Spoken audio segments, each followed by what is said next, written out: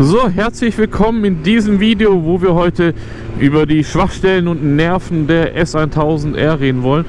Übrigens, auf der Wiese haben wir früher im Studium immer diese Pilze gesammelt, kahlköpfige, naja, irgendwie sowas. Und es wird mal wieder so ein klassischer Motovlog, habe ich ja schon ewig nicht mehr gemacht. Und heute jetzt doch direkt mal wieder Bock drauf. Vielleicht vergesse ich das ein oder andere, dann spreche ich es nachträglich ein. Aber so ein bisschen Vloggen, das kann nie schaden. Bei Furtwagen, gute alte Studienstadt. Und herzlich willkommen, BMW S1000R. Ja, was stört an diesem Motorrad? Ich habe ja schon 2 Videos gemacht. Ich mag dieses Motorrad absolut. Dennoch, es gibt immer irgendwas, was einem so auf den Zwirn geht.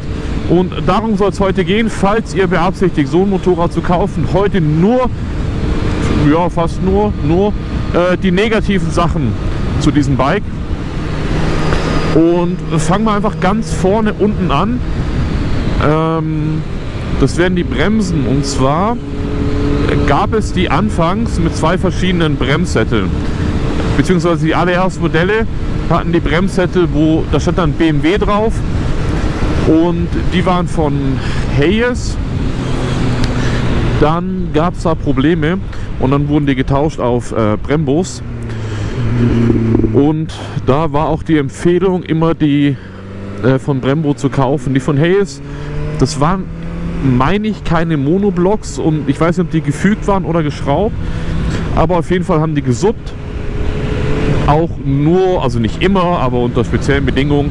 Aber es hat ausgereicht dafür, dass BMW eben gesagt hat, wir wechseln die. Deshalb, wenn ihr so ein Bike gebraucht kauft, auf jeden Fall darauf achten, dass da Brembo draufsteht und nicht BMW. Was nerven kann, beziehungsweise worauf man auch achten sollte, sind die Felgen. Also die hier hat diese Schmiedefelgen, es gibt ja normale Felgen, Schmiedefelgen Carbon. Und ich würde, wenn es geht, immer die Schmiedefelgen nehmen. Also wenn ihr euch entscheiden müsst und da sind, keine Ahnung, 500 € Aufpreis wegen den Felgen, würde ich sofort machen. Ich glaube, neu kosten die so 1600 oder so, glaube ich. Da bin ich mir jetzt nicht ganz sicher. Aber lohnt sich total und auch da beim Gebrauchkauf darauf achten, dass die dabei sind. Es ist auch so, dass ihr dickere Bremsscheiben habt, wenn ihr die Schmiedefelgen habt, dann habt ihr, glaube ich, 0,5 mm dickere Bremsscheiben. Also lohnt sich schon, die kosten halt dann im Austausch später mehr, aber so what. Genau, was nervt noch an der BMW? Wenn wir die Gabel nach oben wandern, würde ich sagen Fahrwerk. Das Fahrwerk finde ich, also für mich persönlich, ich finde es super cool, weil ihr halt, jetzt müsste im Dynamic sein, ich drücke hier einmal drauf, stelle hier runter auf Road und das Fahrwerk ist auf einmal weich und ich kann quasi hier weiterklicken. Dann kann ich umschalten zwischen wie viele Personen da mitfahren. Ja komm, so fett bin ich auch nicht. Genau. Und es ist halt super flexibel für ein Naked Bike, finde ich. Und deckt eine ganz gute Range ab. Aber soll um die negativen Sachen gehen, wenn man vielleicht einen Rennstreckeneinsatz plant damit, dann kann das doch durchaus sein, dass auch im Dynamic-Modus das einfach ein bisschen zu soft ist. Also ich merke auch auf der Straße, wenn man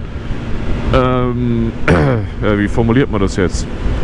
Wenn man Strecken hat, wo man sehr schnell fahren kann und legal, dann kommt es tatsächlich auch ab und zu mal an die Grenzen.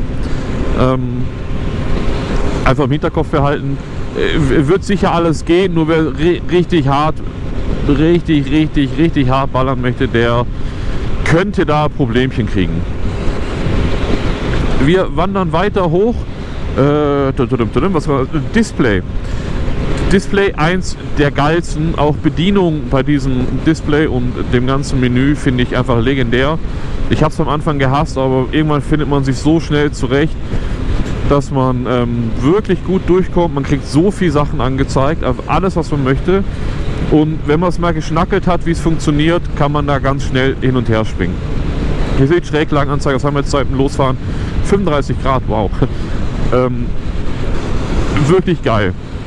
Aber wenn dieses Bike irgendeine Art der Meldung hat, ja, und irgendeine Art der Meldung heißt, zum Beispiel, ihr erreicht langsam die Restreichweite nur noch, dann kommt eine Meldung gefühlt so groß wie das halbe Display und ich glaube, das ist nicht mal gelogen. Also da kommt so ein riesen Ding, bumm, gelb. Ich so, oh, und ich krieg jedes Mal, ich gucke hier nach vorne und sehe da unten, bumm.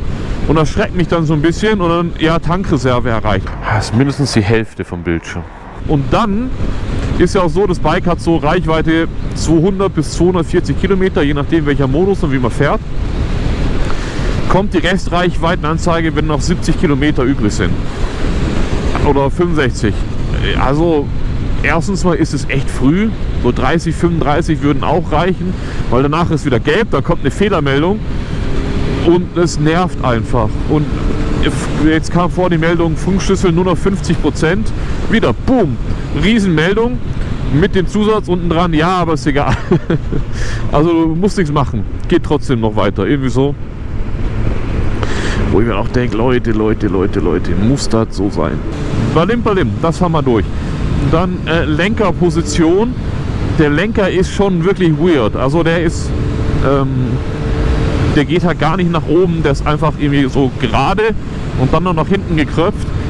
Und ich fand doch recht weit unten. Deswegen habe ich es auch höher gelegt, ja, da von Voigt.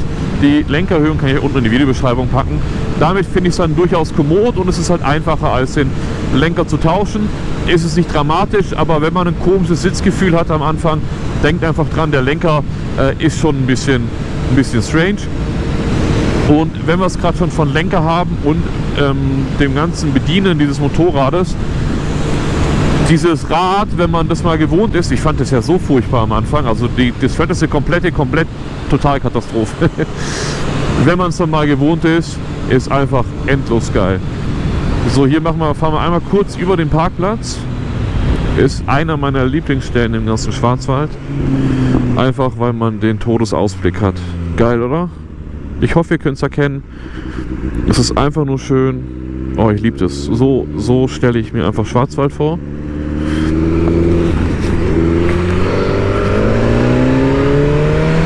Genau. Bedieneinheiten waren wir. Bei den Bedieneinheiten, was da auffällig ist, ich weiß nicht, ob man es sieht, aber hier sind die Kabel schon so abgeknickt, die Tülle reicht nicht bis hoch, da ist die Verarbeitung tatsächlich nicht so gut. Und dann geht es weiter. Wir haben ja diverse, die guten V4s, wie schnell fahren die denn? Ich fahre jetzt 105, 28 Grad, na. Wir haben ja diverse Schalterchen, die irgendwas machen. Ja? So wie hier dran ist ein Schalter für, wenn ihr die Kupplung zieht. Und nicht nur, dass es übelst der Stress ist, die Kupplung umzubauen, das ist übelst der Stress aus, einfach ein scheiß Gefummel. Die Schalter sehen auch nicht so oder wirken echt nicht vertrauenserweckend. Ich habe da wirklich ein bisschen Sorge gehabt beim Schrauben. War mir das alles schon so, aber hoffentlich geht das nicht kaputt. Das ist schon sehr reduziert in Gewicht und Kosten. Das Bike ist ja für eine 1000er ziemlich leicht. Wo fahren wir lang? Hinterzarten oder Jostal? Oh geil, Diablo 2, Q-Level, wer erinnert sich noch dran? Wir fahren ins Jostal.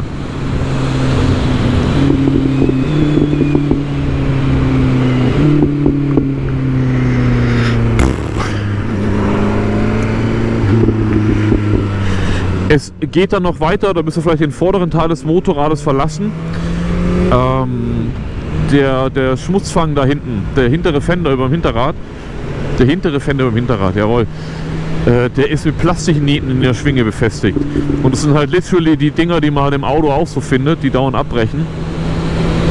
Wo ich mir halt irgendwie denke, ich weiß es nicht. Im Prinzip machen sie es ja richtig. Im Prinzip sparen die Gewicht für irgendwas, was die meisten Menschen nie anfassen. Und die den Fender mal wechseln, die machen das einmal. Also so what?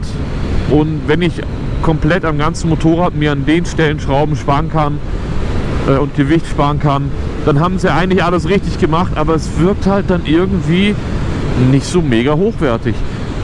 Am schlimmsten finde ich die Sensorik für das Federbein. Das sieht wirklich nicht gut aus. Also das sieht wirklich so aus, dass ich da gar kein Vertrauen habe, dass es irgendwie langlebig ist. Da habe ich schon so ein bisschen Sorge. Dann Qualitätsprobleme, sag ich mal. Also ich habe bei vielen BMWs gesehen, die gebraucht, die uns zu kaufen sind, dass vor allem die roten Schalter und so, dass die sehr schnell ausbleichen. Ich habe hier alles an Schutzmitteln drauf geschmiert. Und es ist ja auch ein Garagenfahrzeug. Könnte man nicht wieder Fahrwerk umstellen. Nichtsdestotrotz gibt es ein paar Kunststoffteile, die halt echt mies sind. Und am allerschlimmsten finde ich das rund um den Sitz, denn das verkratzt ihr super schnell. Das kann man nicht lackieren, habe ich schon beim Lackierer angefragt, gesagt, das ist zu weich. Folieren kann man es nicht. Ja, da habt ihr einfach verloren. Es gibt ein Austauschteil von Edelberger Carbon, ich glaube 650 €. Ja, dann habt ihr Carbon. Finde ich halt auch nicht so geil. Das sind so Qualitätssachen und wir denken, come on, Bro. Könntet ihr eigentlich schon besser. Tono, jetzt kommen wir zur Ausstattung. BMW ist ja Meister in, hey, ihr könnt dieses Bike total billig kaufen, aber damit es funktioniert, braucht ihr halt erstmal 12 Pakete, die alle Geld kosten. Und hier ist es tatsächlich so, solltet ihr das, ich glaube Dynamik-Paket heißt das, nicht erwerben, fehlt euch der Dynamic Pro Modus. Wenn euch der Dynamic Pro Modus fehlt, indem ich jetzt hier gerade rumfahre, dann habt ihr zum einen, hört man es, diese Schubabschaltung habt ihr nicht, die gibt es nur im Dynamic Pro Modus. Plus, und das ist jetzt interessant und ich kann es mir nicht anders erklären, also im Dynamic Pro Modus ist der einzige Modus, in dem der erste Gang volle Leistung hat, ansonsten fehlen 20% und der zweite Gang volle Leistung, sonst fehlen 10%. Wenn ihr diesen Dynamic Pro Modus nicht habt, würde ich jetzt schlussfolgern, dass ihr dann immer ein Motorrad habt mit weniger Leistung. Denke ich. Das weiß ich nicht, wollte mir bisher auch niemand bestätigen, dass man, wenn man das Paket nicht hat, das so ist, aber ich vermute es mal schwer. Plus ihr könnt halt eure Regelsysteme wie Traktionskontrolle und sowas, Wheelie-Kontrolle nicht einstellen. Heißt für euch, wenn ihr so ein Ding Gebrauch kauft, immer gucken, dass das Dynamikpaket dabei ist. Genauso wie Headlight Pro. Headlight Pro sollte auch immer dabei sein. So. Was muss man noch wissen? Reichweite, habe ich ja vorher schon gesagt. Maximal habe ich jetzt 240 Kilometer geschafft. Das Gute ist, ihr könnt da wirklich, wenn da steht 3 Kilometer Restreichweite, kommt da noch 3 Kilometer damit. Aber in der Regel fahre ich so 200 Kilometer. Mit Dynamic Pro, wenn man den Dynamik-Modus reinmacht und es nicht komplett durcheskaliert immer, dann kommt man einen Ticken weiter. Wir können das mal machen. Vom Gas gehen, zack. Dann habt ihr halt dieses Gepröppel nicht. Dann verbraucht ihr automatisch weniger. Ab dem dritten Gang auch volle Leistung. Also auch das passt. Einfach nur damit ihr da Bescheid wisst. So, Thema Geld ausgeben. Servicekosten. Servicekosten ist halt echt von Händler zu Bundesland und Auslastung echt unterschiedlich. Da habe ich mich bei der Aprilia in meinen Aussagen ja in die Nesseln gesetzt, obwohl sie der Wahrheit entsprochen haben. Aber ich sag mal so, BMW ist halt nicht günstig. Weder in der Anschaffung noch im Unterhalt. Ihr werdet mehr zahlen als bei den Japanern. Aber nicht mehr als bei KTM, Aprilia, Ducati. Ne? Also den europäischen Servicepreis, den zahlt man halt. Damit muss man auch rechnen. Probleme bisher, oh doch, pass auf, das ist mir jetzt tatsächlich zweimal schon passiert. Und zwar ist sie einfach ausgegangen. Und ich glaube, das war, wenn ich die Kupplung gezogen habe, länger auf eine Kreuzung zugerollt bin und dann gebremst habe. Witzigerweise gab es die Probleme schon mal bei einer Benelli Tornado, falls jemand erinnert. Die hatte das auch. Wie gesagt, also ich liebe dieses Motorrad, so wie ich auch meine anderen Bikes geliebt habe. Aber es gibt immer was zum auch witzig, die hatte kein Rücklicht. Das Rücklicht der BMW ist ja in den Blinkern integriert. Kam von der S1000 Doppel-R, weil Rennstrecke und so. Da kann man ganz einfach den Kennzeichenhalter wegschrauben, abstecken, gut ist. Und dann haben sie das Design-Feature haben sie übernommen. Wenn ihr den Kennzeichenhalter wechseln wollt bei diesem Motorrad, müsst ihr das ganze Heck zerlegen. Also wirklich komplett das ganze Heck. Wo fahre ich denn lang? Katastrophe. Und ich glaube, ich habe den dritten Adapter verbaut und meine Kennzeichenbeleuchtung geht immer noch nicht. Also wer eine S1000R hat mit funktionierender Kennzeichenbeleuchtung, der möge mir doch gerne einen passenden Adapter schicken, weil ich habe die Original Blinker und Rücklichter behalten, weil die finde ich tatsächlich hübsch. Aber Kennzeichenbeleuchtung geht halt nicht. Fällt irgendwie dauernd aus. Kein Malheur. Sollte so nicht sein. Aber ich glaube, das war es jetzt wirklich. Ne, da fällt mir nochmal was ein. Passt mit den Sitzen auf. Es gibt 3 verschiedene Sitze. Es gibt den M-Sitz, den normalen und den niedrigen. Und dann denkt man sich, ja gut, wenn nicht, dann tausche ich halt. Jo, die kosten 270 € oder so. Massiv übertrieben. Das beim Gebrauchkauf einfach mit beachten. Die erste, die ich Probe gefahren bin, da war nämlich der niedrige Sitz drauf. Ist mal super integriert, aber ist halt für sportlich jetzt auch semi-geil. Genau, ach so, Ergonomie. Ja gut, Ergonomie, sag ich mal, empfindet ja jeder anders. Ich habe ganz lang gebraucht, die Fußrasten richtig einzustellen. Beziehungsweise, ich habe gemerkt, irgendwas stimmt nicht, ne? Beim Hängauffahren stimmt irgendwas nicht und ich wusste nicht so richtig was. Fußrasten waren einfach zu weit vorne. Die mussten nach hinten. Ey, wieso wirkst du ab? Und jetzt habe ich mir so Vario-Fußrasten da drauf gezimmert. Ne? Die kosten dann einen Fuffi oder so. Das ist echt nicht die Welt. Aber jetzt komme ich nicht mehr gut an Schalthebel. Ja, ist echt alles so ein bisschen... Geht so geil. Also die sauberste Lösung ist einfach eine einstellbare Fußrastenanlage. Aber ne, kostet halt auch wieder ein paar Eumel. Also von der Ergonomie her... Gut, ich bin ja vielleicht auch ein bisschen speziell. Aber einfach mal drauf achten, ob euch die Fußrasten vielleicht nicht auch zu weit vorne sind und der Lenker zu tief und so. Genau. So, das war's jetzt. War's das jetzt? Das war's jetzt wirklich. Mehr muss man nicht wissen, wenn man sich eine S1000R kaufen möchte. Ich hoffe, ihr habt was mitgenommen, ihr hattet Spaß bei dem Video. Schaut euch gerne die anderen Videos noch an und ansonsten liken, abonnieren, das hilft mir tatsächlich und dem Kanal. Und ansonsten bis zum nächsten Video.